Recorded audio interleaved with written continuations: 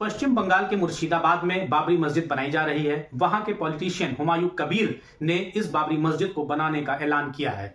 अब सवाल कई खड़े होते हैं। पहला, इस वक्त ही क्यों बाबरी मस्जिद उन्हें याद आई।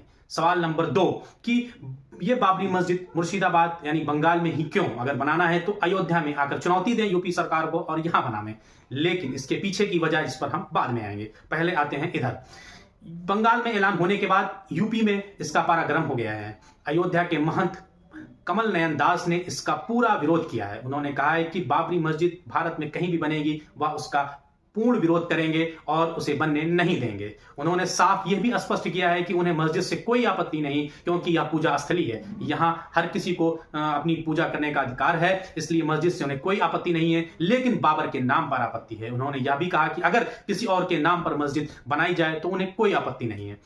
सवाल उनका जायज है कि बाबर के नाम पर क्यों, और कहीं ना कहीं मैं भी उनसे सहमत हूं कि आखिर यह मस्जिद बाबर के ही नाम पर क्यों।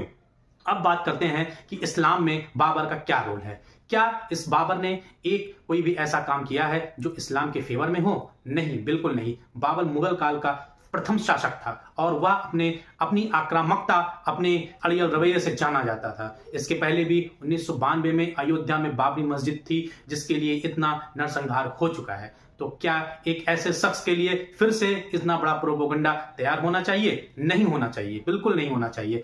अगर वाकई उनका इस्लाम में कोई रोल होता तो निश्चित रूप से ये बात ना उठती, लेकिन उनका इस्लाम से कोई रोल नहीं है। बड़े बड़े उलेमा भी इस बात को कहते हैं कि बाबर ने इस्लाम के लिए ऐसा कुछ नहीं किया कि जो उन्हें इस्लाम के लिए जाना जाए। तो फिर मस्जिद उनके नाम की क्यों? इस्लाम में किसी और भी सूफी संत के नाम ये मस्जिद बनाई जा सकती है। मोहम्मद साहब के नाम भी हो सकती है, और भी बड़े बड़े इस्लाम में सूफी संत हैं जिनके नाम ये मस्जिद बनाई जा सकती है। और बात उनकी भी सच है कि आखिर जिसने इस्लाम के लिए कुछ किया है उनके नाम से मस्जिद होनी चाहिए। तो बाबर के नाम से क्यों? कहीं ना कहीं इस पूरी साजिश के पीछे एक बड़ी चाल समझ में आती है। अगले साल बंगाल चुनाव होना है और कहीं ना कहीं हुमायूं कबीर ये बंगाल के वोटों का ध्रुवीकरण करना चाहते हैं।